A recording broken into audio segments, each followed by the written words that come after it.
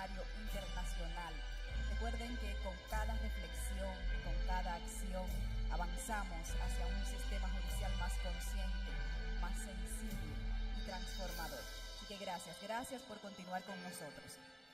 Bueno, y seguidamente, con la atención de todos ustedes, vamos a dar inicio al panel titulado Acceso a la justicia en el contexto de la desigualdad estructural y diversidad, cuyo objetivo es analizar cómo los estereotipos, la interseccionalidad y la desigualdad estructural influyen en el acceso a la justicia de personas diversas, comunidades diversas.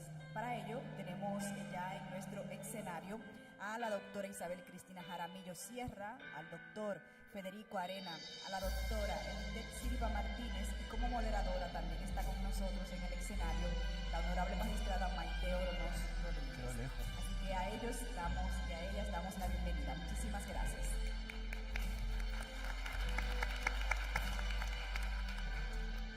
Muy buenos días nuevamente a todos y todas. Es para mí un privilegio moderar este primer panel.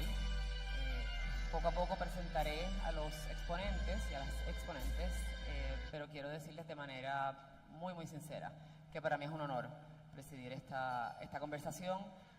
Conozco sus trabajos, los he leído, los he escuchado y estoy sumamente agradecida de que hayan aceptado venir a colaborar y a instruir para que nosotros los jueces y juezas podamos hacer un mejor trabajo.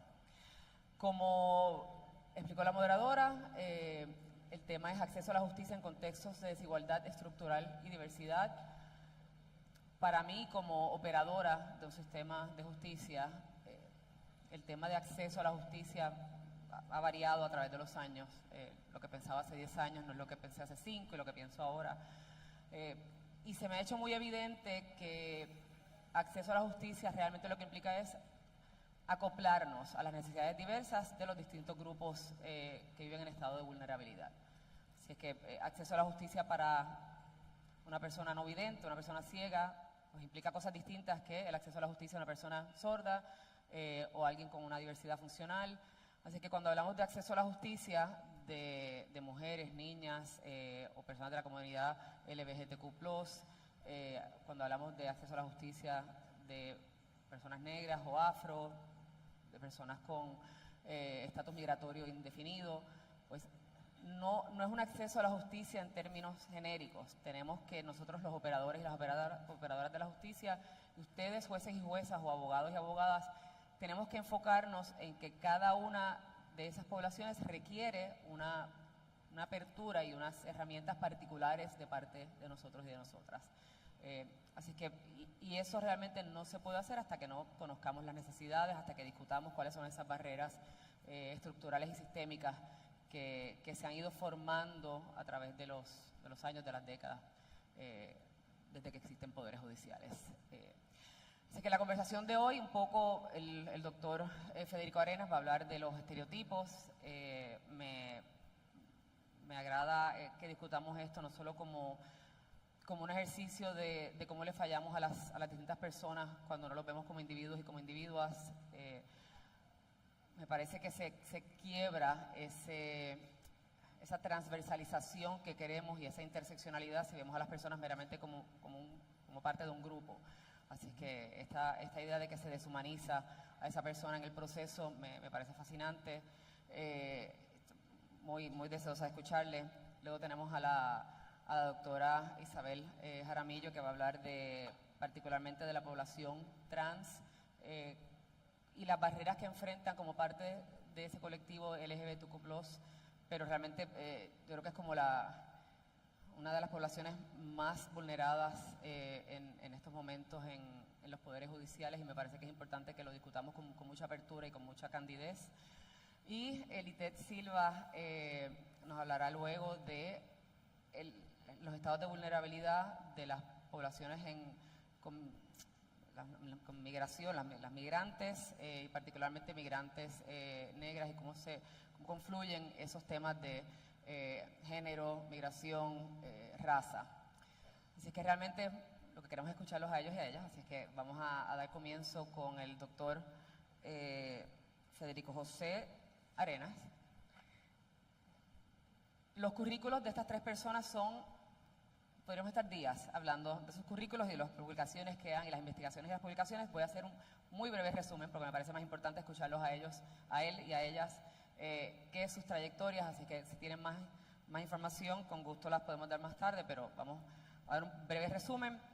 Federico José Arena, abogado por la Universidad Nacional de Córdoba en Argentina, doctor en Filosofía del Derecho por la Universidad de Génova, Italia.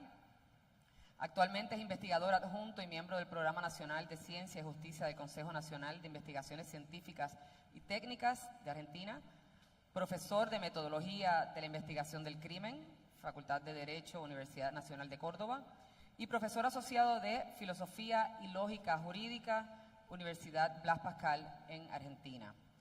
Ha sido profesor contratado por la Universidad Bocconi en Italia, la Universidad Alberto Hurtado en Chile y el Instituto Tecnológico Autónomo de México. Ha dictado capacitaciones para instituciones judiciales en Argentina, Chile y México. Actualmente reside en Barcelona con su familia. Ha sido el coordinador del Manual sobre los efectos de los estereotipos en la impartición de justicia, publicado en el año 2022 por la Suprema Corte de Justicia de México.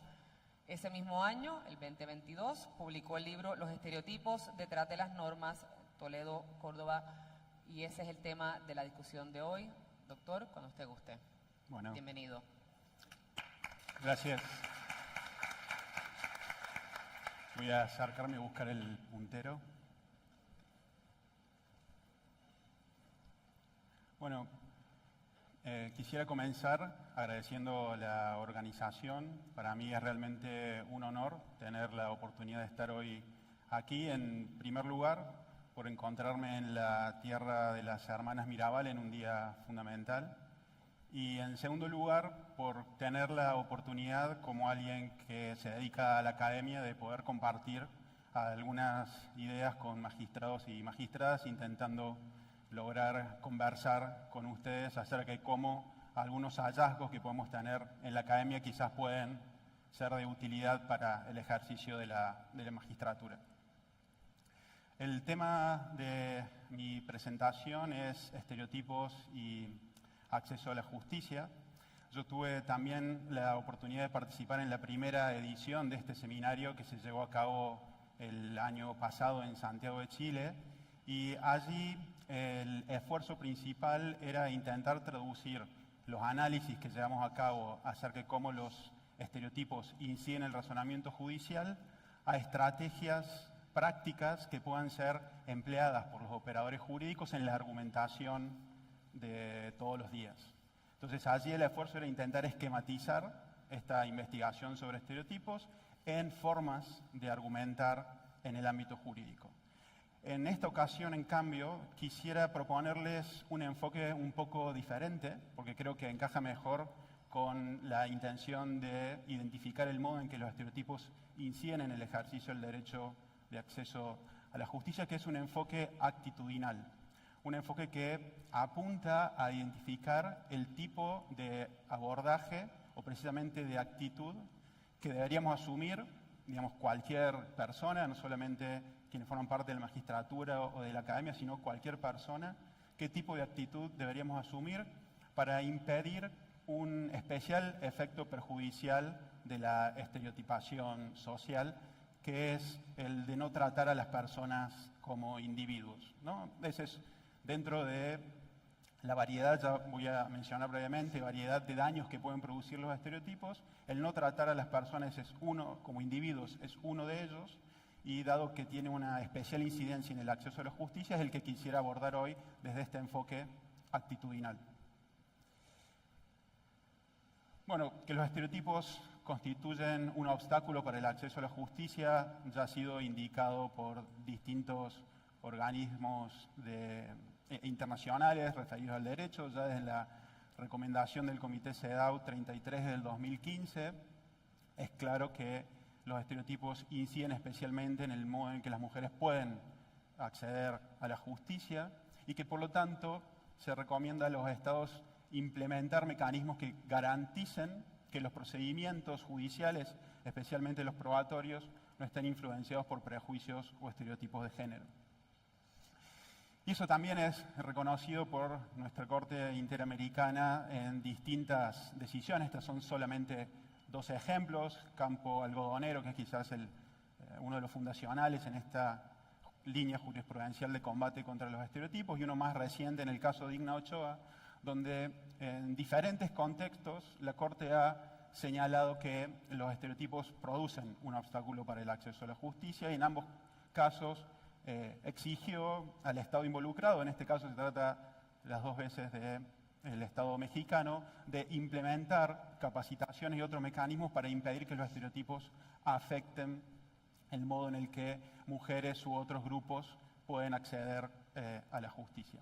Yo creo que un paso fundamental para entender cómo deberían construirse estas medidas tendientes a evitar los efectos perjudiciales de los estereotipos en el acceso a la justicia pasa por el esfuerzo de la academia, digamos, quizás ese es nuestro rol, que es el de identificar qué son los estereotipos, ofrecer un abordaje conceptual para poder identificarlos, cuáles son los rasgos que los constituyen y de ese modo poder avanzar en los remedios.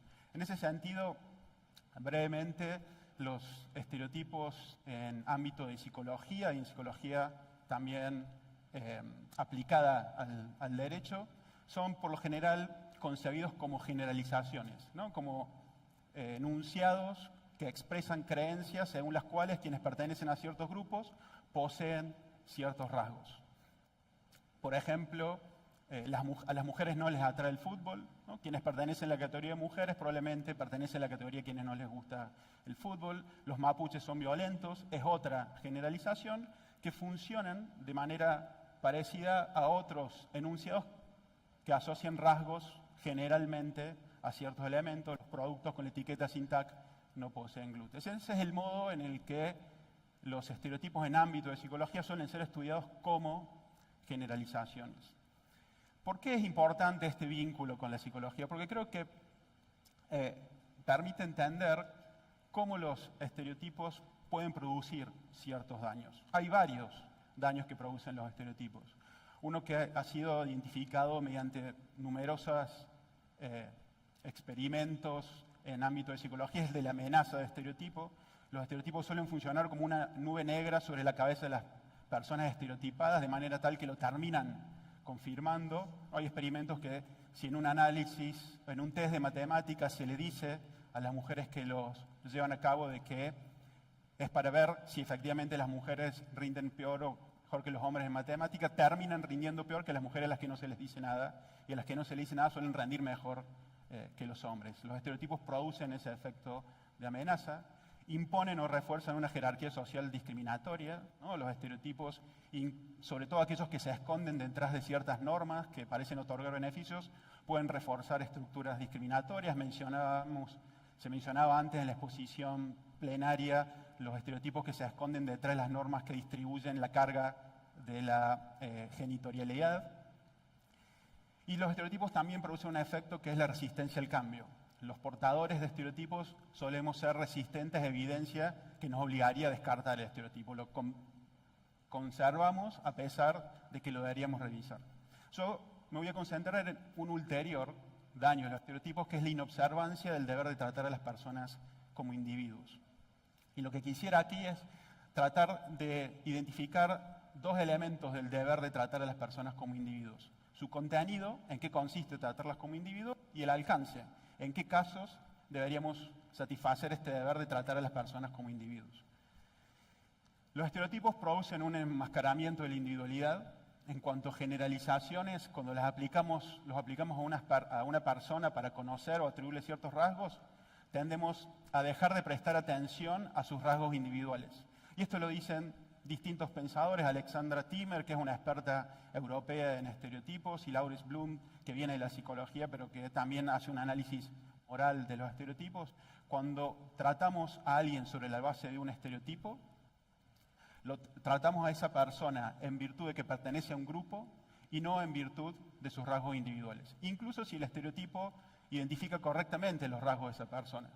Incluso si el estereotipo coincide con cómo es esa persona, tratarla sobre la base del estereotipo es no tratarla como individuo, porque le atribuimos un rasgo en virtud de una generalización, una pertenencia al grupo, y no en virtud de la interacción individual que se puede tener con esa persona.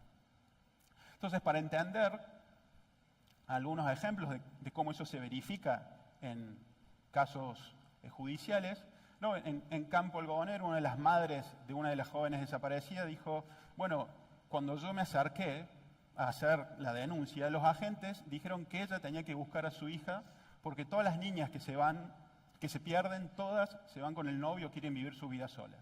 Bueno, allí claramente el funcionario mexicano aplicó un estereotipo diciendo que dado que la joven desaparecida pertenece al grupo A de mujer joven, pertenece también al grupo B de mujer que quiere vivir sola o que se va con su novio. No la trató como un individuo porque no se preocupó por conocer los rasgos individuales, sino que aplicó directamente una generalización. Y hay numerosos casos en los que este es un caso resuelto por la Suprema Corte Mexicana, uno entre tantos en donde se le niega la tenencia de sus hijas menores a una mujer por el simple hecho de haber tenido problemas alimenticios, es decir, trastornos psiquiátricos en virtud de problemas alimenticios en el pasado, sin verificar en el caso individual si eso afectaba el modo en el que podía llevar adelante la crianza de su pequeña. El juez aplicó directamente la generalización, el estereotipo, sin preocuparse por los rasgos individuales de esa mujer. Entonces, ¿en qué consistiría? ¿Cómo deberían haber procedido ese funcionario, esos jueces, para tratar a esa persona como un individuo? Claramente no podemos entender tratar a alguien como un individuo, evitar toda generalización, porque eso sería un pedido muy difícil de cumplir, porque las generalizaciones son bastante indispensables en la interacción con otras personas. Yo creo, si ven ahí se ve un poco reducida, creo que este es el mejor modo de entender en qué consiste tratar a alguien como un individuo. Es decir, en tratarlo en virtud de la información que podemos obtener con la interacción directa, a través de la interacción directa con esa persona. En esa interacción directa no podremos evitar todas las generalizaciones, pero sí podremos evitar tratarla sobre la base de un rasgo respecto al cual no tenemos una información individualizada. Entonces, tratar a alguien como un individuo, y este es el contenido, después en la conversación podemos precisar algo más si no queda del todo claro, tratar a alguien como un individuo es tratar a esa persona en virtud de los rasgos que podemos conocer a través de la interacción directa. Entonces, aunque sea estadísticamente cierto que buena parte de las mujeres se dedica a las tareas de cuidado, sostener que una mujer se dedica a las tareas de cuidado, una mujer individual se dedica a las tareas de cuidado, simplemente en virtud de esa generalización es no tratarla como un individuo, porque no obtengo la información sobre ese rasgo de esa persona a través de la interacción directa. Debería obtenerla a través de la interacción directa. Ahora, ¿en qué casos deberíamos tratar a las personas como individuos? Dijimos que las generalizaciones no son completamente inevitables, por lo tanto en algunos casos inevitablemente necesitaremos tratar a alguien sobre la base de una generalización. Eso suele suceder con generalizaciones que hasta ahora eran poco cuestionables, pero que cada vez resultan ser objeto de una crítica mayor, como aquellas basadas en la edad, ¿no? Es muy poco discutido el hecho de que a las personas, por tener cierta edad, no se les permite hacer algo. No se les permite votar, contraer matrimonio, conducir automóviles. Entonces aceptamos ese tipo de generalizaciones, al menos hasta hace unos pocos años, ¿no? Generalizaciones apoyadas en la edad parecían ser generalizaciones que se podían usar. Pero ¿en qué casos deberíamos tratar a las personas sin recurrir a generalizaciones o sin recurrir a estereotipos? Bueno, cuando emplear el estereotipo aumenta el riesgo de no tratar a esa persona sobre la base de los rasgos que efectivamente tiene, sobre la base de los rasgos que efectivamente posee. Y eso, por ejemplo, lo sostuvo, si bien no con estas palabras, la misma Corte Interamericana en el caso Digna Ochoa. Allí, uno de los problemas de ese caso es que en la investigación sobre la muerte de Digna Ochoa, una activista mexicana de derechos humanos, los funcionarios de la investigación de la Fiscalía se limitaron a aplicar únicamente generalizaciones generalizaciones no bien formadas, estereotipos acerca de las activistas de derechos humanos, acerca de las mujeres y sus relaciones, acerca del modo en que las mujeres reaccionan cuando se termina una relación sentimental, y consideraron que esa muerte era producto de un suicidio simulado. ¿Sí? Entonces, lo que hicieron, el efecto negativo de la aplicación del estereotipo en ese caso es que los investigadores no lograron identificar correctamente lo que había sucedido en ese hecho individual. Obviamente el análisis es más complejo, yo diría que allí el problema no fue únicamente la aplicación de estereotipos, sino otro tipo de intención detrás de una investigación no llevada adelante de manera correcta, pero al menos podemos allí identificar ese problema con la estereotipación, que es impedir la correcta identificación de los rasgos individuales. Y entonces, esto quiere decir que tratar a alguien como individuo es únicamente tratarlo según los rasgos que efectivamente posee. Bueno, ese sería un modo restringido de entender el deber de tratar a alguien como individuo, porque también podríamos hacer eso sobre la base de una generalización. Sobre la base de una generalización que acierte, trataríamos a alguien según los rasgos que efectivamente tiene. Pero el deber de tratar a alguien como un individuo es más exigente y es tratarlo sobre la base de información directa. ¿Sí? Ese es el punto central. Y las razones para eso es que solamente a través de la investigación individual se pueden evitar ciertos efectos distorsivos de las generalizaciones en la investigación de los hechos o en la investigación de los rasgos individuales. Y sobre todo, solamente a través de esa acción directa es posible evitar algunos efectos de la discriminación. Y ya me voy acercando al final para no tomar más minutos de lo que tengo a disposición. ¿Cuáles son esos efectos distorsivos? Bueno, en los casos resueltos por la Corte Interamericana hay varios. Aquí es un resumen muy sintético, pero en el caso Atala Rifo, ¿no?, la prueba recolectada fue interpretada de manera que se ajustara al estereotipo según el cual una madre lesbiana en pareja no es idónea para asumir el cuidado de sus hijos, de sus hijas.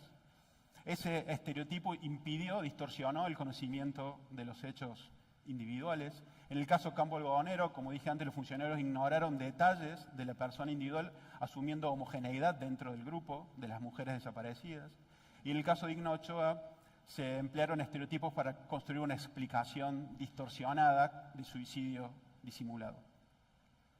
Entonces, y con esto cierro, lo que decía al principio de un enfoque actitudinal es que más allá de cómo todo esto se podría traducir en un esquema argumentativo para identificar errores en una investigación, creo que quizás la conclusión que me gustaría ofrecer aquí para la conversación es aquella según la cual combatir los efectos perjudiciales de los estereotipos respecto de la individualidad, respecto de no advertir los rasgos individuales de la persona estereotipada, es una cierta sensibilidad por la individualidad, una actitud favorable a conocer los rasgos de las personas individuales. Y eso es evitar recuerdos distorsionados, sobre todo, por ejemplo, en la prueba testimonial. Si uno presencia una prueba testimonial de una víctima con ciertos estereotipos, eso va a producir que tendamos a tener recuerdos que coincidan con el estereotipo e ignorar recuerdos de lo que sucedió que no coinciden con los estereotipos. No forzar el encaje en el estereotipo de evidencia ambigua. El caso, digamos, claro, aunque de vuelta es más complejo, de Digna Ochoa, no era quizás por la posición del cuerpo y del arma claro si era suicidio u homicidio, y claramente forzaron esa evidencia supuestamente ambigua para que encaje en el estereotipo.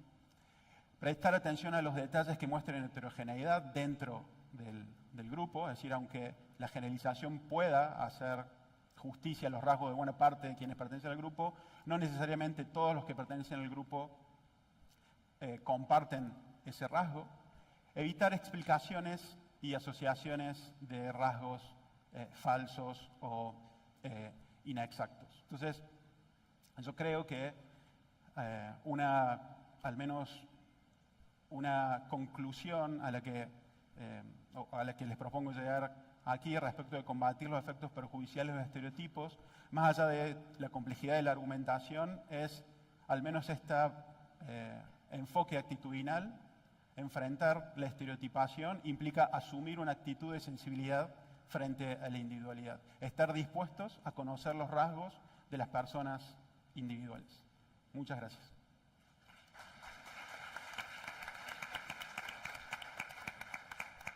Gracias.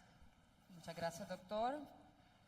Expondrá ahora la doctora Isabel Cristina Jaramillo Sierra, doctora en leyes de Harvard Law School, Actualmente es profesora titular de Derecho y directora del área de Teoría e Investigación Jurídica en la Universidad de los Andes y coordinadora de la red ALAS, Red Latinoamericana de Juristas Feministas.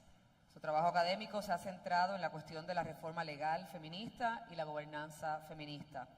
Ha publicado ampliamente sobre la reforma del aborto, leyes de cuotas y la violencia de género en América Latina. Sus libros más recientes incluyen Nuevas Familias y Nuevos Cuidados, editado con Terry Garzón, La Batalla por el Derecho al Aborto, con Ana Cristina González, y Trans Rights and Wrongs, editado con Laura Carlson. La profesora Jaramillo ha trabajado como consultora para el gobierno colombiano en temas de acceso a la justicia y derechos sexuales y reproductivos. Como experta en la transversalización de género para los poderes judiciales de Colombia, México y Argentina, y como magistrada ad hoc en el Consejo de Estado y la Corte Constitucional. Un privilegio tenerla aquí, doctora. Muchas gracias, magistrada. Buenas, ya casi tardes, pero todavía mañanas. Buenas mañanas a todos y todas. Es un honor estar aquí y agradezco mucho a las organizadoras, no solo por la invitación, sino por el cuidado con el que han querido organizar cada una de estas conversaciones que estamos teniendo hoy. Yo voy a hablar hoy un poco del acceso a la justicia de las personas trans, y para eso voy a empezar por la pregunta de quiénes son personas trans. Sé que para muchas de ustedes esto es obvio, pero poner el vocabulario sobre la mesa siempre es un paso importante. Después voy a hablar un poco de los prejuicios y estereotipos sobre las personas trans, sobre las injusticias sistémicas que afectan a las personas trans y finalmente sobre el modelo de la autodeterminación de la identidad como la pieza clave en el acceso a la justicia para las personas trans. Y yo diría que un supuesto general de mi presentación es el siguiente. El acceso a la justicia empieza mucho antes de llegar ante un juez, ¿cierto? Sabemos que, o más bien cuando hablamos de acceso a la justicia, muchas veces estamos muy enfocados en aspectos estructurales del diseño del aparato de justicia, qué tan cerca o lejos están los jueces, cuáles son sus horarios, dónde están ubicados. ¿Cuál es la congestión del aparato de justicia? Es otra de las cosas que nos preocupa para el acceso. Nos preocupa una vez el juez recibe el caso, qué herramientas tiene, cómo interpreta la ley, cómo aplica la ley al caso. En el caso de las personas trans, el problema del acceso a la justicia, de nuevo, como voy a ir construyendo, digamos, este argumento a lo largo de la presentación para llegar a él en la conclusión, en el caso de las personas trans, la posibilidad misma de acceder a la justicia depende de que se adopten unas medidas que les permitan a ellos y ellas tener una identidad. Sin esa identidad, cualquier posibilidad de justicia está negada. Entonces, ¿de quién estamos hablando cuando hablamos de las personas trans? Yo creo que una de las cosas importantes en nuestras discusiones sobre género, empezamos casi siempre hablando de la diferencia entre sexo y género, y esa es otra de las que probablemente ya nos aburre, porque ya, sí, profesora, ya entendimos que el sexo es una cosa, que el género es otra, y sin embargo, las personas trans, así como las personas intersex y las personas no binarias, lo que han venido enseñándonos es que, así como hemos dicho que el género es construido socialmente y es variable, también es cierto que el sexo entendido como, decíamos antes, el determinante biológico o construido sobre la materialidad de los cuerpos, el sexo también es, por una parte, variable, el sexo puede cambiar, y segundo, no es binario. Esto para muchos y muchas, digamos, no es una sorpresa. Personas que han vivido esta experiencia pues casi desde que existe la humanidad, y sin embargo para nuestros sistemas jurídicos, para nuestras construcciones sociales, pues esto ha sido una interrupción o una alteración importante. Entonces ya sabemos y no solamente porque lo hayan dicho los científicos sociales, sino que también los médicos, fisiólogos, en fin, han proporcionado la evidencia sobre la variabilidad del sexo y su no binariedad. Entonces, el esfuerzo que hicieron los sistemas modernos de registro por ponernos a todos bajo el femenino o masculino, hombre o mujer, generó para muchas personas una destrucción de su identidad, bueno, que es hacia donde voy. Entonces, ¿de quiénes estamos hablando cuando hablamos de personas trans? La expresión personas trans es un término sombrilla que quiere incluir a todas las personas que se orientan a un género distinto al que recibieron al nacer. Y aquí entonces incluimos en particular a las personas transexuales, transgénero, travestis y otras, digamos, variaciones que van surgiendo en distintos debates y en distintos escenarios. ¿Cuál es principalmente la diferencia entre las personas transexuales y transgénero? Las personas transexuales reclaman un cambio en su materialidad física, mientras las personas transgénero están más dispuestas a negociar la norma social sobre el género, menos interesadas en el cambio físico de sus cuerpos y menos interesadas probablemente en cambios en el registro. Las personas intersex no son, tal vez son algunas de las que han liderado estos debates, no son personas trans. Las personas intersex son personas que por sus características de nacimiento o por las características que se revelaron a lo largo de su vida, comparten algunos rasgos de hombres y mujeres, y muchas de las personas intersex pues han dado una batalla para poder permanecer indeterminadas, es decir, para no tener que escoger estar como hombre o estar como mujer. De la misma manera que las personas no binarias, que también están dando una lucha para no tener que escoger en el registro aparecer como hombre o aparecer como mujer. ¿Cuáles son algunos de los prejuicios y estereotipos entonces que enfrentan las personas trans y que afectan su acceso a la justicia?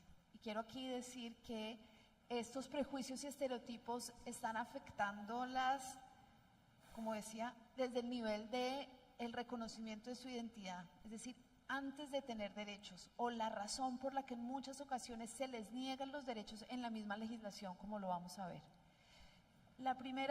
El primer prejuicio y estereotipo, o el primer prejuicio, es que la diferencia sexual es obvia y está fija. Es decir, hemos vivido pensando que el médico, cuando ve a un individuo nacer, viene inmediatamente la certeza de cuál es el sexo de esa persona. Esto puede pasar en el 80% de los casos, pero puede haber un 20% de casos en los que esta certidumbre médica no se corresponde, o más bien no ocurre. El médico o la médica no puede contestar tranquilamente, pero también hay muchísimos casos en los que a lo largo de la vida de la persona cambian sus circunstancias, se expresan unos genes más que otros, hay unos hormonalmente unos desarrollos que no eran los esperados, y entonces esto que en ocasiones pensamos, y muchas de las personas que estamos aquí probablemente hemos vivido así, no, pero si yo nací, siempre me experimenté, siempre viví así, pues así debe ser, pues ha aparecido, o ya sabemos que es un prejuicio, porque ya sabemos que hay una serie que no para todas las personas la experiencia de vida es igual. Otro prejuicio que existe en relación con las personas trans es que la diferencia sexual tiene una relación necesaria con la diferencia de género. Es decir, que si uno nace con ciertos genitales o con ciertos cromosomas o tiene ciertas hormonas, entonces se va a portar de determinada manera. Entonces, esto también, que es en lo que tal vez más hemos insistido a las mujeres, pues no es cierto, y el género está construido socialmente más que marcado biológicamente. Otra forma en la que puede aparecer el prejuicio contra las personas trans, que tal vez es su forma más grave, es en la sensación de que no es natural, pero en el extremo de no es normal que las personas se sientan diferentes al sexo asignado al nacer. Algunas personas trans expresan que las otras personas se relacionan a ellas como con asco o disgusto, porque lo sienten como una anormalidad muy profunda. En alguna investigación que hice hace más o menos 10 años con jueces de familia en Colombia, los jueces nos reconocían que ellos entendían el derecho a la igualdad que tenían las personas trans y entendían que el derecho los protegía en sus relaciones familiares, pero que se sentían muy inseguros de cómo se comportarían si tuvieran que ver personalmente a una persona trans haciendo un reclamo de paternidad o maternidad, ¿no? Como que les daría miedo su propia actitud. Lo reconocían como con mucha honestidad en el trabajo. En otros prejuicios y estereotipos más presentes en la opinión pública y probablemente menos determinantes de las decisiones legislativas que adoptan la mayoría de los la mayoría de los países. Pero en la opinión pública, las personas trans han identificado prejuicios como que todas las personas trans quieren acceder a los mismos tratamientos médicos para afirmar su sexo, que no existen niños trans sino padres que quieren que sus hijos lo sean, que ser trans es una moda, que ser trans es la causa de ser más una persona depresiva o ansiosa, que las personas trans son todas personas homosexuales. Bueno, todas esas, digamos, estos prejuicios y estereotipos en el caso de las personas trans no solamente llevan a su discriminación, sino que me parece a mí que una cosa muy, muy importante sobre el caso de las personas trans es que lleva a casos de exclusión y violencia extrema. Según los datos con los que contamos para América Latina, la expectativa de vida de una persona trans es de 40 años. En el caso colombiano, para las mujeres trans, la expectativa de vida al nacer es de 34 años. La razón para esas expectativas de vida tan reducidas no es solamente la discriminación, ya me voy a referir a ella, sino la violencia extrema. ¿De dónde se derivan? Entonces, ¿dónde están ubicadas esas injusticias? Pues, parte de la cuestión, digamos, o de la dificultad con las personas trans es que son poblaciones pequeñas que en muchos sentidos permanecen invisibles, invisibilizadas y no quieren tampoco ser visibles porque la violencia contra ellas es muy fuerte, ¿sí? Entonces tenemos que, estos datos son todos basados en narrativas, en experiencias, casi anécdotas, pero tenemos que ponerle mucha atención porque son los datos que tenemos. Entonces, en el trabajo de la Corte Interamericana de Derechos Humanos y la Red de Derechos Económicos, Sociales y Culturales del 2020, pero también en el trabajo pionero de Dean Spade del 2011, a lo primero que se apuntaba era al rechazo de las familias, al rechazo que sufren las personas trans en sus familias y en el sistema educativo. Y este rechazo es muy, muy grave porque las personas trans entonces al perder sus familias, pierden sus sistemas de apoyo y al no poder estar tampoco en las escuelas, pierden una posibilidad, digamos, de socialización básica y de protección económica básica a lo largo de sus vidas.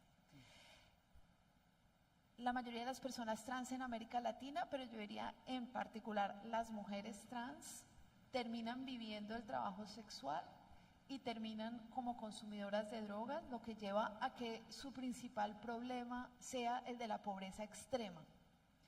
De acuerdo con los datos de la Red Latinoamericana y Caribeña de Personas Trans, el 78% de las personas entrevistadas, de las personas trans, viven en pobreza extrema. ¿Sí? No en pobreza extrema, 78%. Entonces, un primer problema muy serio es carecer de redes de apoyo. Un segundo problema es quedar excluidas de los mercados laborales ordinarios y terminar en una digamos, ejerciendo el trabajo sexual en unas condiciones de mucha deprivación. Un segundo problema es las dificultades para acceder a la salud por la falta de documentos, pero también por el temor al estigma por parte de la comunidad médica. Y finalmente, pues las situaciones de violencia policial y militar que se suman a las violencias sociales que padecen, y aquí no puse el dato de los feminicidios, pero que en el caso de las mujeres trans la tasa de feminicidios es mucho más alta que en el caso de las mujeres cis. Entonces, los prejuicios y estereotipos contra las personas trans, no sé si valdría la pena enfatizarlo, empiezan muy temprano en su vida con una expulsión de los espacios con los que contamos para protegerlas. Y por eso las personas trans han pedido, y aquí el trabajo de Dean Spade, repito, en el 2011 fue muy importante para decir que el primer derecho y el más importante para poder acceder a todos los demás derechos, en su caso, era el derecho a la identidad. Y por eso la importancia de contar con documentos correctos. Nuestros ordenamientos jurídicos antes del año 2012, la mayoría de los ordenamientos, o más bien teníamos principalmente el principal modelo antes del 2011-2012 en todo el mundo era lo que uno podría llamar el modelo de la negación, el modelo de la negación trans. El modelo de la negación trans sigue estando vigente en algunos países del mundo, según la información del Instituto de Gays, Lesbianas, la Asociación de Gays, Lesbianas y Personas Intersex, en el 2019. Por lo menos los siguientes países consideran un crimen adoptar conductas diferentes a las del sexo asignado al nacer: Brunei, Gambia, Indonesia, Jordán, Kuwait, Líbano, Malawi, Malasia, Nigeria, Omán, Sudán, Tonga, los Emiratos Árabes Unidos e Irán. Ahora, uno podría decir que dentro de ese modelo de la negación trans también estaba el Reino Unido, por lo menos hasta el 2004 y por lo menos desde 1970. No porque penalizaran la conducta, no porque penalizaran o consideraran un crimen que las personas adoptaran conductas de un género distinto al propio, sino porque en el Reino Unido las personas no podían cambiar su certificado de nacimiento por ninguna circunstancia.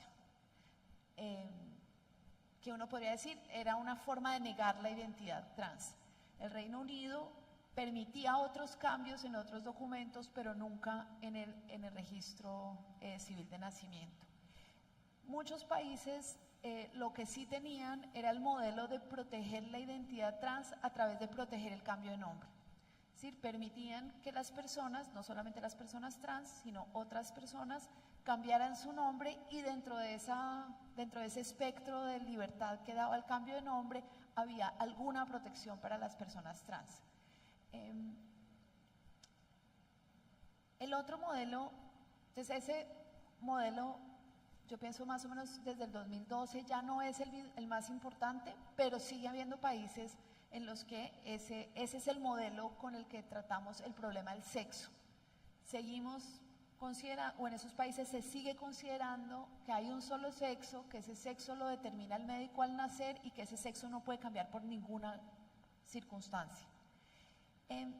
Después tenemos, o yo diría que el modelo médico, que es el modelo que existe, yo diría en Colombia existía desde el 70 probablemente, y en otros países, que era un modelo médico en el que las personas podían cambiar el sexo en sus documentos si demostraban que tenían las características que el registro civil exigía para asignar a una persona como hombre o mujer.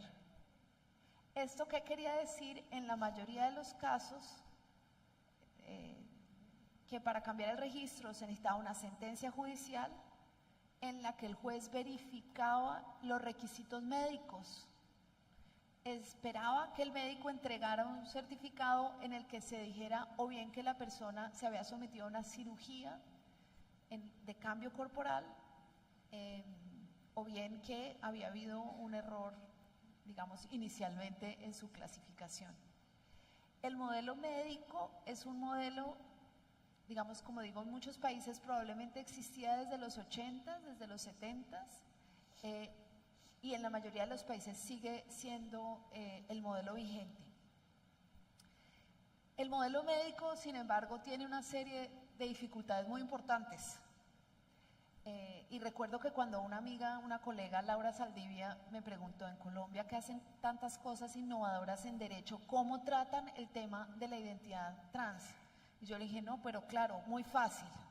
Cuando la persona se hace ya su cirugía, va donde un juez, demuestra que tiene las características del sexo de otro sexo y el juez debería ordenarle el cambio en el registro. Fácil. Y bueno, qué ignorancia enorme, ¿no? Primero, como les decía, pensar que todas las personas trans quieren intervenir su cuerpo para poder adoptar una nueva identidad. No todas las personas quieren intervenir sus cuerpos. Segundo, que intervenir los cuerpos es necesario para clasificar a las personas. Tercero, que acceder a un juez, o más bien, primero, acceder al sistema de salud para obtener estos tratamientos fuera sencillo. Pues no es sencillo. La persona trans tiene que pasar por un proceso que en la mayoría de los casos es vivido con mucho dolor y mucho estigma. En el caso, bueno, en el mundo tenían que someterse a un examen psiquiátrico en el que las diagnosticaran con una enfermedad mental, que era no entender su propio sexo, era el diagnóstico de la disforia de sexo. Y, digamos, después de ese diagnóstico tenían que esperar a que una serie de médicos los y las autorizaran a cada uno de los tratamientos que los jueces y expertos esperaban o necesitaban de ellos y ellas, ¿no? Es un proceso lleno de, para utilizar este término que utilizamos mucho las mujeres, de revictimización, porque todas esas personas todas esas personas con las que la persona trans está interactuando, todas piensan que no es normal lo que esa persona está pidiendo. ¿Por qué tendríamos que pagar con el sistema público o por qué tendríamos que asumir con el sistema de salud un deseo anormal y extraño de una persona que tiene una enfermedad mental? Entonces, con todos esos prejuicios y estereotipos, el modelo médico se vuelve un modelo imposible para la mayoría de las personas trans, ¿sí?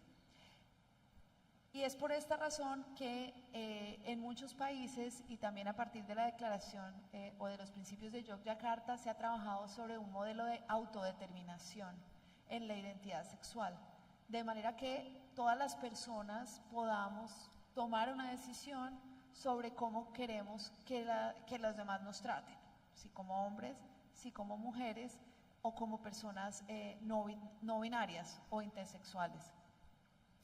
El modelo de autodeterminación, que consiste primordialmente en que haya una flexibilidad en el registro, es decir, que las personas puedan acceder a las instituciones de registro y sin tener que llevar un certificado médico, sin tener que llevar una decisión judicial, poder solicitar el cambio no solamente de su nombre, sino el cambio de su sexo. Es un modelo que ya está instaurado entre otros países, en Colombia, en Costa Rica, en Brasil, en los Países Bajos y en Noruega. Otras medidas importantes, entonces el modelo de autodeterminación, y perdón porque ya se me terminó el tiempo, pero el modelo de autodeterminación entonces busca desbloquear una primera barrera muy importante para el acceso a bienes y servicios públicos, que es el de la identidad correcta.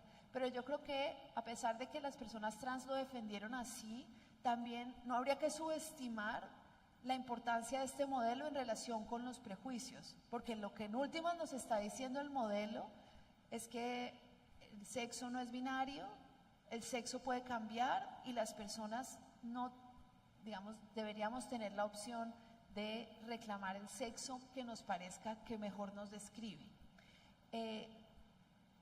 Una vez, digamos, logramos lo que es necesario con esta eliminación de esta barrera al derecho a la identidad, entonces lo que nos dice la Red de Derechos Sociales, Económicos y Culturales es que sería importante que hubiera acciones afirmativas en la educación, en el trabajo, educación inclusiva, educación sexual integral, sensibilización a los funcionarios de salud y a los funcionarios judiciales, manuales y protocolos de atención médica no patologizantes. Bueno, muy bien, muchas gracias y perdón por tomarme un poco más de tiempo.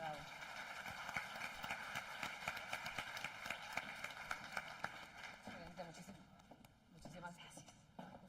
Muchísimas gracias a la doctora Jaramillo por esta exposición provocadora. Estoy deseosa de discutir al final de los 3 paneles cómo lo integramos.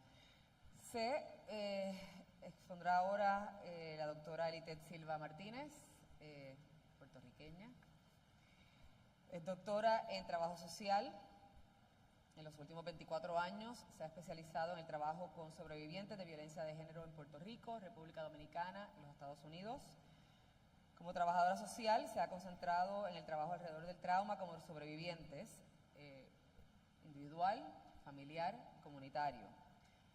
En el año 2019 fundó la organización Siempre Vivas Metro, junto a estudiantes y docentes de la Universidad de Puerto Rico, en el recinto de Río Piedras, la cual se centra en el servicio y la investigación en violencia de género y desde donde ofrece acompañamiento individual y grupal a sobrevivientes de violencia de género. Como investigadora, ha documentado la experiencia de sobrevivientes de violencia en sus múltiples manifestaciones. Sus estudios han sido publicados en revistas profesionales y libros, al igual que en la producción del cortometraje Desempacando, Género, Migración y Violencia, cual fue galardonado como mejor documental nacional en el Enfoque Internacional Film Festival y ha sido presentado en más de 10 festivales de cine en diferentes países. En trabajo colaborativo con el Centro para la Mujer Dominicana, publicó el libro titulado Narrativas de Lucha, Mujeres Inmigrantes y Violencia de Género en Puerto Rico.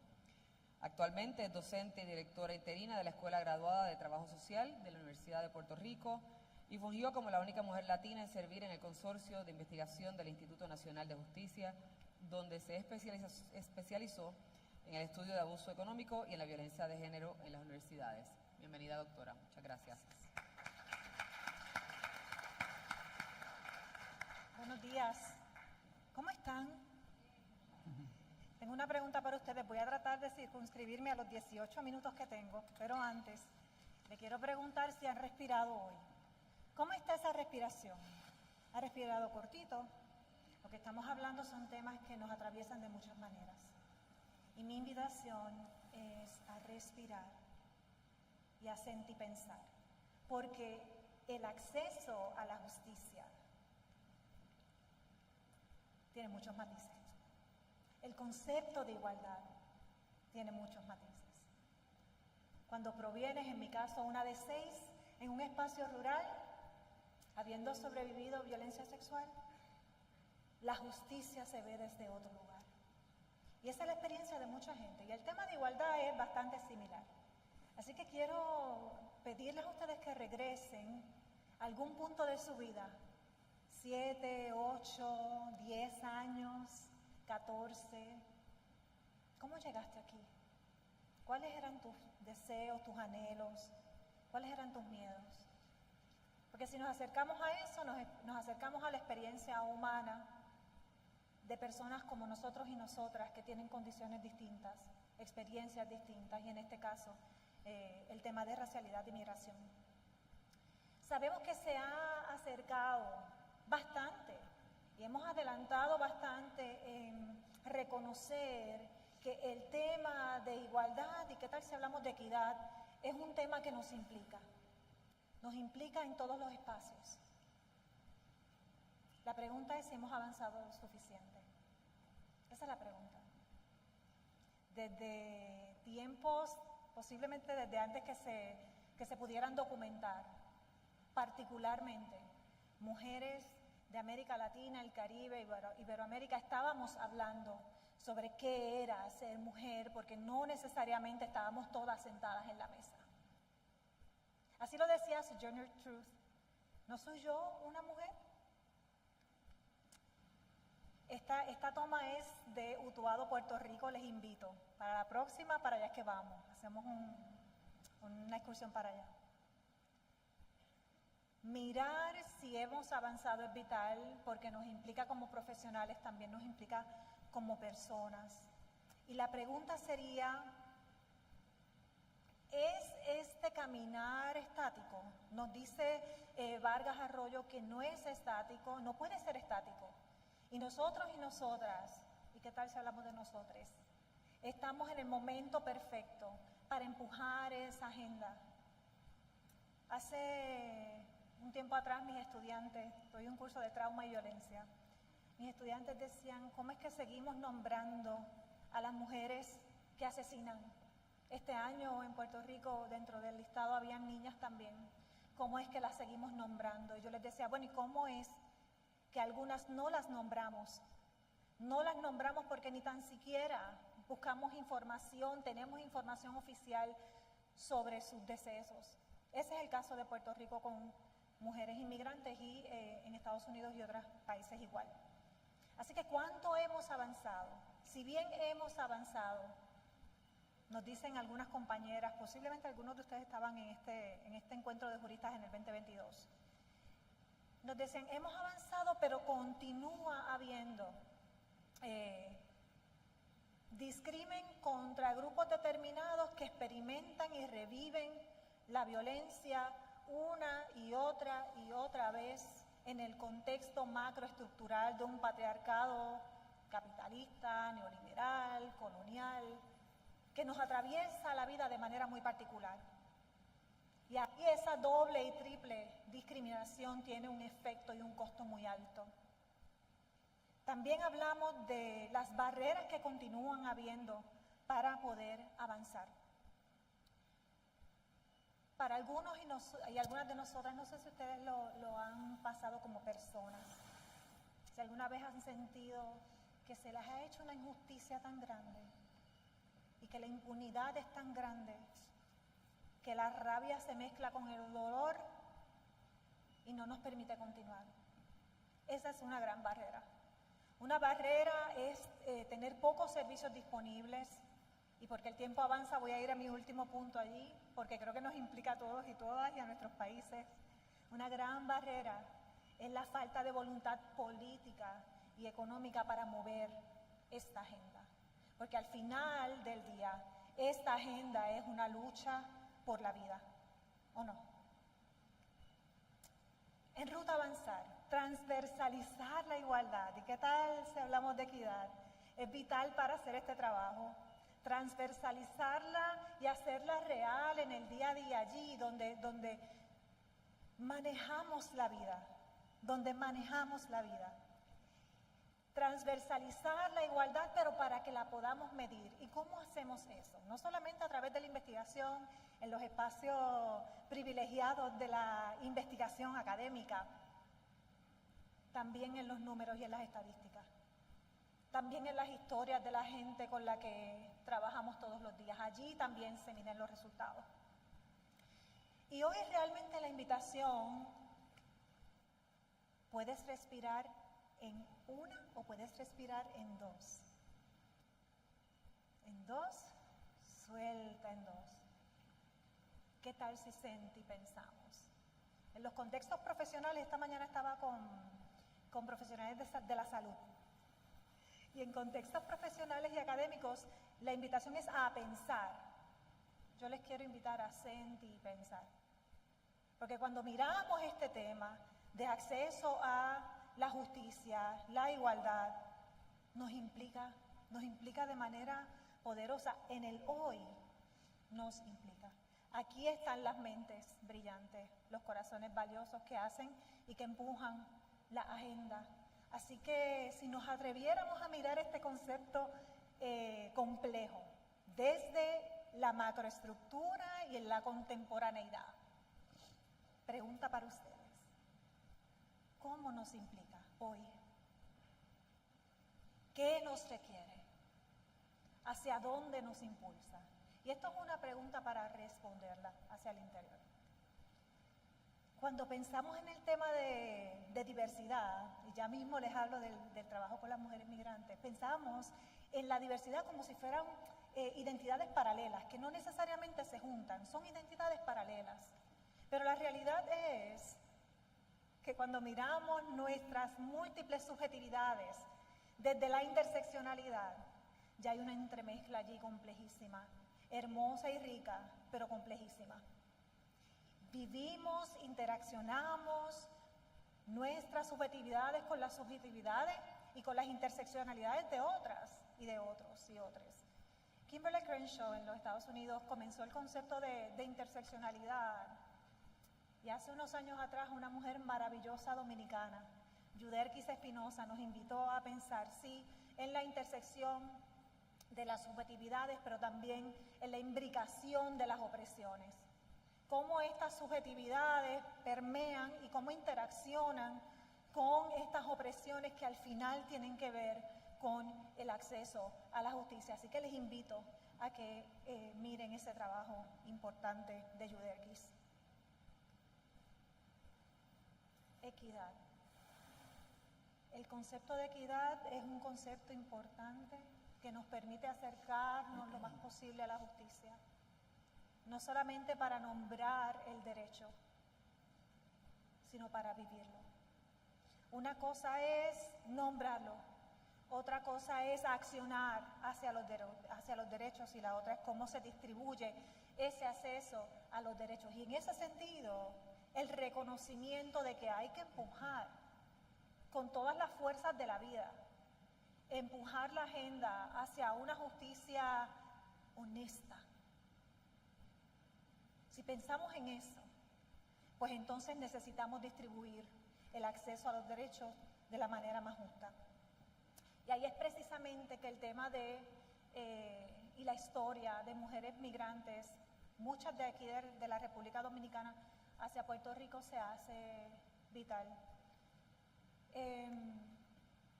Si miramos de manera, ¿verdad?, amplia, cuáles son esas dimensiones que interactúan en la vida de estas mujeres, están los factores estructurales y a veces pensamos, bueno, qué difícil es, ¿verdad?, traerlo a la vida cotidiana, pero como mi compañera y mi compañero plantearon hoy con los distintos temas, sí, la xenofobia tiene una historia a la cual una mira a sus ojos.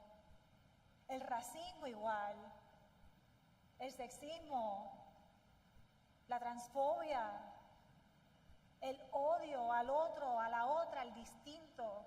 Y en el caso de la racialidad, una de las manifestaciones más difíciles de escuchar cuando hablamos de temas de migrantes es hablar de la mal llamada ilegalidad. Está ilegal y deshumanizo.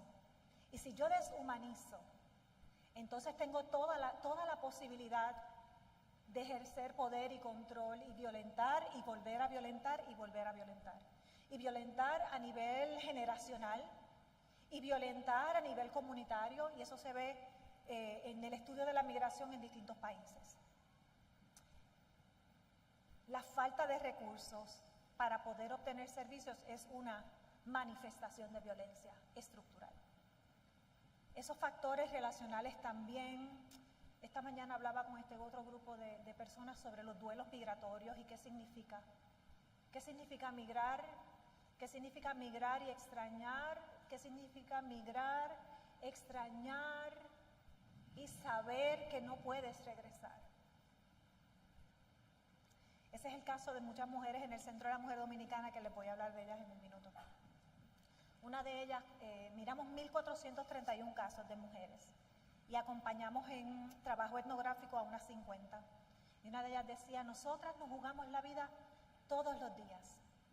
Y ese jugarse la vida todos los días es muy, muy particular en el tema de la migración. Miren lo que es jugarse la vida todos los días. Irse al monte, ¿cómo le llaman? A esperar, primero salir de su pueblo, irse al monte a esperar a que llegue el momento preciso para que el capitán de la embarcación avise cuándo es hora de montarse y llegar, a saber si vas a llegar. Por ahí dicen la visa para un sueño. Vamos a ver si podemos ver un pedacito en la voz de estas mujeres, esta historia.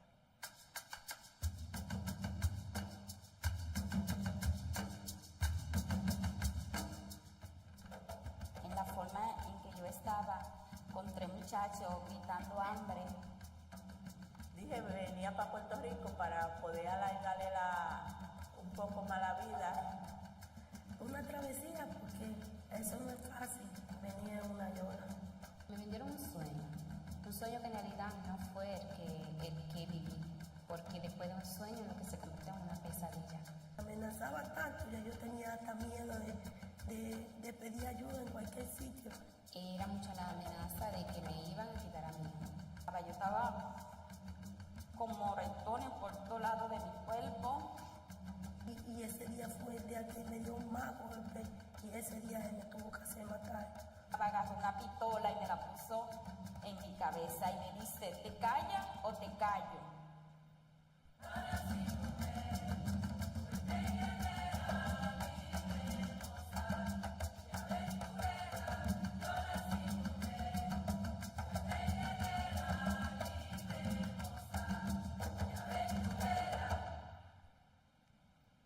Esas tomas son algunas de Boca de Yuma, cerca de La Romana, para quienes son de aquí. Nosotros decidimos atestiguar la historia desde una perspectiva feminista descolonial, para entender esa intersección entre violencia y migración. Miramos, cuando comenzamos el trabajo, miramos que no habían estadísticas, no se recogen estadísticas, y en muchas ocasiones, como con las poblaciones trans, muchas de estas mujeres viven invisibilizadas, pero en ocasiones se tienen que invisibilizar para subsistir. Así que era, ¿verdad?, todo un trabajo tener acceso a este grupo de mujeres, y benditas sean las organizaciones que hacen este trabajo de base comunitaria y que están todos los días abriendo camino, como es el Centro de la Mujer Dominicana en Puerto Rico. Miramos que de esa muestra, que era una muestra representativa de las mujeres que ellas atienden allí, había un alto número de mujeres que experimentaban violencia emocional, 76% violencia física. En el caso de la violencia sexual, cuando estábamos limpiando los datos, ¿verdad?, y mirando el asunto, me conmoví. Me conmoví porque usualmente en el estudio del trabajo de intervención con violencia sexual, la divulgación de este tipo de experiencia es bastante baja en comparación con otros tipos de violencia. Duelen posiblemente en dimensiones similares, pero la violencia sexual tiene un matiz macroestructural particular. En el caso de las mujeres que se mantenían en el país con un estatus irregular o no definido, había una intersección muy particular entre la violencia física, la violencia sexual y la amenaza de denunciar a las autoridades de inmigración si hablaban. O sea que el silencio era doble, era triple.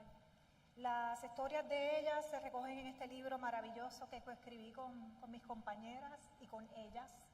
Lo hicimos juntas en mesa. Y una de las cosas que llamó la atención en las historias era la intersección de género con racialidad. En más de una ocasión. No solamente el color de piel, sino textura del cabello. Y cómo impactaba en esa relación, en esa manifestación de poder y control y de violencia, cómo también interactuaba en la manera en que se les trataba cuando y si podían buscar servicio. Un trabajo similar relacionado a racialidad se hizo hace 2 años en Puerto Rico por las compañeras de la revista Étnica, y este era un estudio que no se había hecho antes, y era tratar de entender quiénes eran las víctimas de los feminicidios en Puerto Rico. Ellas miraron las actas de defunción, hicieron todo un trabajo etnográfico también para poder encontrar información, y utilizaron una escala tonos de piel para poder evaluar quiénes eran estas mujeres y encontraron que ciertamente el tema del color de piel sí tiene que ver. Para nosotros y para nosotras, especialmente en estos contextos caribeños, hablar de esto es bien duro. Nos atraviesa de manera muy particular, al punto de que preferimos no mirarlo, al punto de que está tan impregnado que decimos, eso no pasa aquí, racismo, eso no pasa aquí. Cuando miraron entonces los casos de mujeres asesinadas por sus parejas, encontraron que cerca del 67% de ellas eran visiblemente negras. Si nos acercamos un poquito más a la historia, y esto es parte no de este estudio, de la revisión de los casos que han sido publicados, se encontraba también casos de mujeres que sí habían buscado ayuda y que no necesariamente habían recibido la ayuda que necesitaban. En el caso de las niñas y mujeres desaparecidas entre el 2013 y el 2021, cerca del 61% de esas mujeres y niñas asesinadas eran evidentemente negras. Ya me pasé de mis 18 minutos, perdón, les voy a pedir 2 más. Hablar de la victimización sin hablar de la resistencia. Si yo no hablo de la resistencia de las mujeres y de las posibilidades y de la esperanza, en muchas ocasiones mirando a estas mujeres a los ojos, yo me preguntaba cómo tú sobrevives, cómo tú sigues, algunas mutiladas, habiendo sido apuñaladas por sus parejas, baleadas por sus parejas, y sí continuaban con amor y por amor, tendiendo redes con otras. Así que ¿cómo nosotras y nosotros vamos a decir que no? ¿Cómo no nos vamos a repensar? Si ellas son parte maravillosa de este mundo que habitamos. Así que termino preguntándoles, ¿cómo nos implicamos? ¿Cómo empujamos el acceso a la justicia? De manera absolutamente honesta. ¿Qué requiere de nosotros y de nosotras? Yo creo que quizás tenemos algunas respuestas que podemos hablar luego. ¿Hacia dónde nos impulsa? Y termino honrando a Romelinda Grullón, mujer dominicana, que le hace honra a este país que nos recibe y que le hace honra a la historia de las hermanas Mirabal. Ojalá podamos continuar conversando y gracias por el espacio.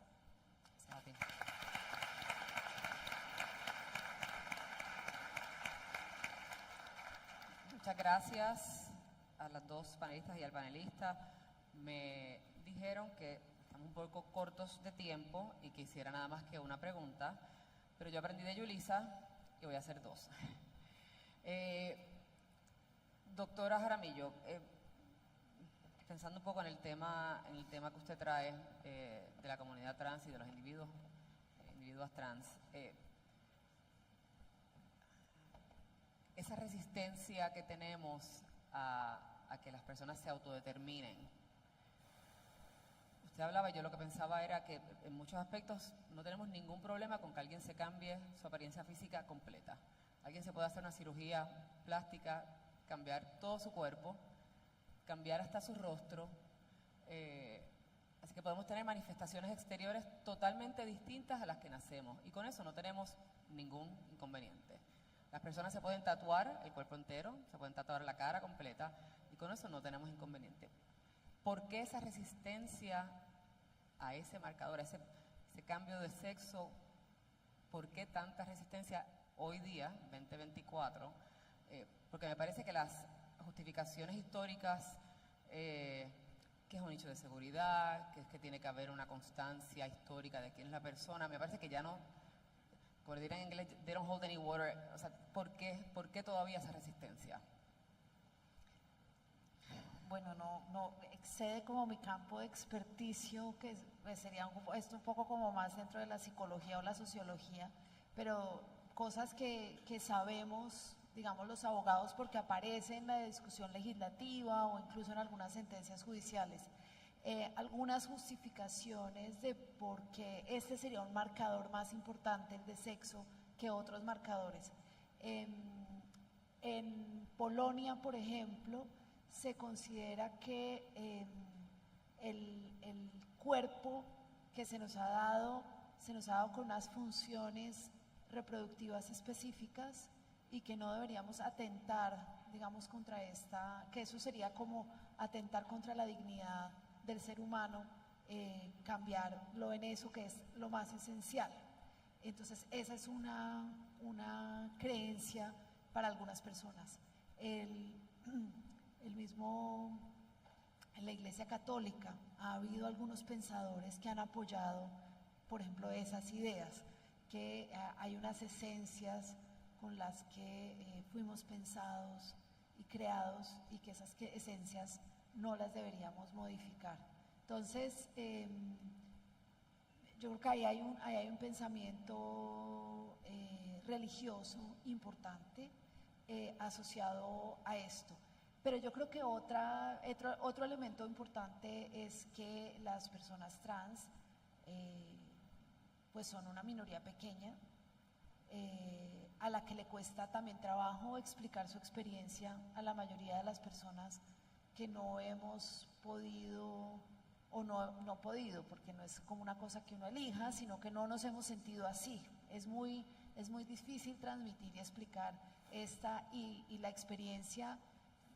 Yo creo que las transiciones son distintas. Hay personas que desde que son muy pequeñas, 5 o 6 años, el caso en Argentina de Luana, que fue una activista muy importante, es un caso muy documentado. El caso de Luana es una niña que 5 o 6 años ya se sentía diferente a como la trataban constantemente. Y es difícil aceptar esta experiencia, entender esa experiencia. Entonces yo creo que el hecho de que sean una minoría muy pequeña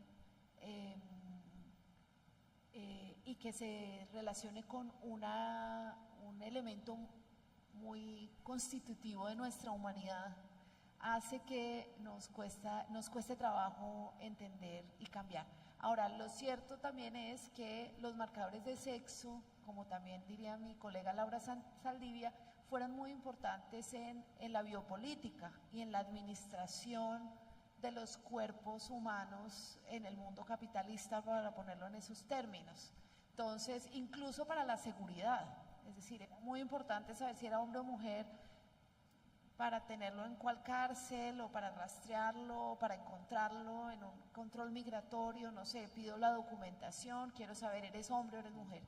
Ya toda esta preocupación de seguridad ya no la tenemos. Hay otros marcadores que no tienen que ver con lo que el policía o la policía puede detectar si es hombre o es mujer, ya estamos. Entonces yo creo que es gracias a esos avances tecnológicos en la administración pública, en fin, que en muchos lugares se ha dicho, ya no lo necesitamos como una función pública, ya no necesitamos tener ese marcador.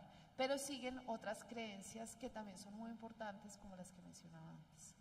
Buen punto, muchas gracias. No solamente es un grupo pequeño, es un grupo con poco acceso a espacios de poder, por ende no pueden manifestar. Quizás por eso me parece importante su presencia aquí hoy, de exponer, porque son voces que no escuchamos siempre. Tenemos aquí un grupo de jueces y juezas, o abogados y abogadas practicantes. Ustedes son académicos, académicas. Más allá de la capacitación de la judicatura, y soy creyente de que la judicatura recibimos los conflictos sociales que pudiéramos evitar mucho antes. Entonces, ¿qué otras herramientas, y la pregunta es para cualquiera de los tres, qué otras herramientas más allá de la capacitación nos ayudaría a nosotros como juzgadores, que al final del día lo que tenemos es un expediente, es un caso y una controversia muy puntual? En ocasiones no tenemos mucha más información de la que surge de ese expediente, y por lo menos los que estudiamos en Puerto Rico se nos enseñó que uno mira los hechos y aplica el derecho, y lo aplica de manera neutral para no favorecer o desfavorecer de manera inadecuada. Así que seguimos tomando cursos, seguimos exponiéndonos a nuevos temas. ¿Cómo traducimos todo este aprendizaje al día a día en los tribunales de primera instancia, particularmente donde el ritmo es rápido, y cómo realmente nos centramos en esos individuos e individuas. Perdón, fue una pregunta bien larga y bien compuesta. Sí. No, yo diría dos cosas y breves también creo que la dificultad de responder a esa pregunta de manera concreta muestra que buena parte de esta preocupación y de este combate exige una mirada mucho más abarcativa que la tarea de los jueces de manera individual, que obviamente allí se puede todavía hacer mucho con capacitaciones y yo creo también con ciertas actitudes o enfoques actitudinales individuales, pero que si a un magistrado o una magistrada un expediente llega con poca producción de prueba o con una denegación de acceso desde el momento inicial a la persona que busca una respuesta de parte del Poder Judicial, es muy difícil resolverlo ya en esa instancia. Entonces, la primera cosa que yo diría es eso, que exige claramente una mirada más abarcativa que empiece desde el inicio del proceso judicial.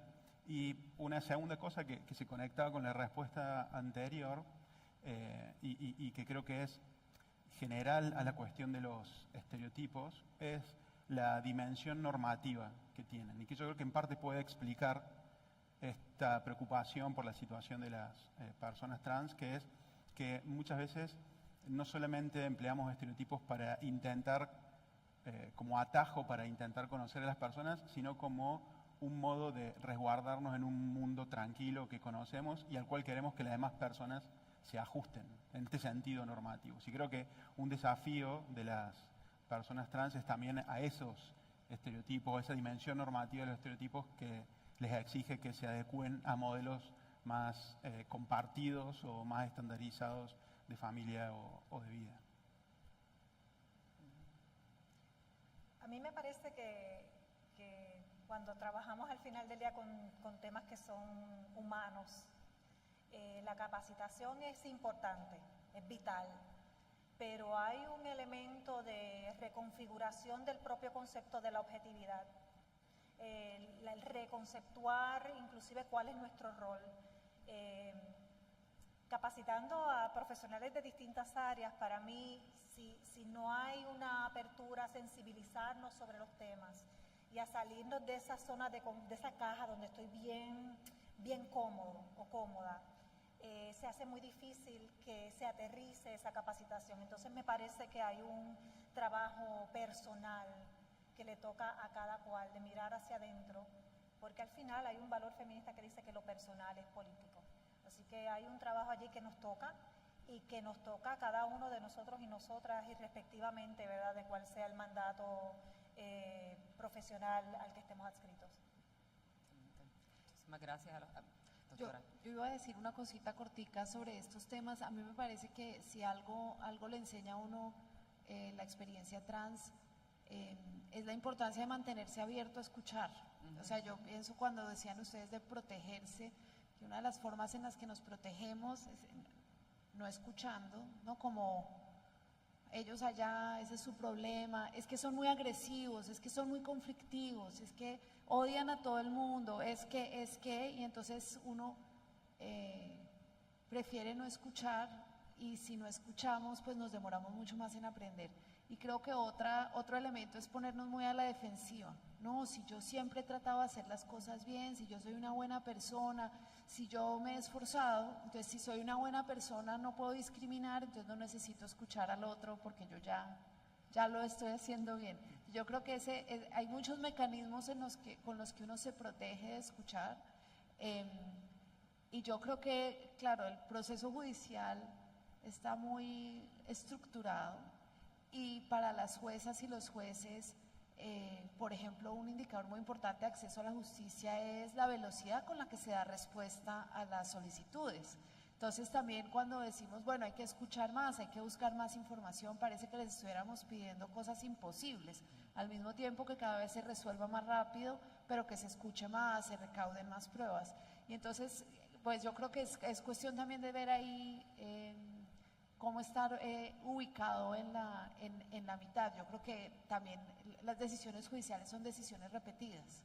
Entonces, entre más haya más espacios para la novedad y para la diferencia, más se puede ir generando algunos de estos cambios en los que estamos pensando. Y pues yo creo que todos y todas desde este lado de la academia por lo menos entendemos la dificultad de la labor judicial, las tensiones a las que están sometidos los jueces, y entonces también creo que esta idea de la sensibilización es como frente a ese agotamiento y a esa frustración que puede venir de la rutina, dejar algunos escenarios abiertos para escuchar otras cosas en las que pueda haber algunos aprendizajes nuevos. Gracias. Culminamos hoy, culminamos este panel. A mis colegas, jueces y juezas, creo que realmente me parece que el punto al final es si creemos en los derechos humanos y si creemos en la dignidad humana, es tratarnos todos y todas con compasión, con empatía, y tratar a las personas que acudan a nuestros juzgados como nos gustaría que trataran a nuestros hijos, a nuestras hijas, a nuestros seres queridos. Así que nada, seguimos y muchas gracias a ustedes y a ustedes por escuchar. Un aplauso.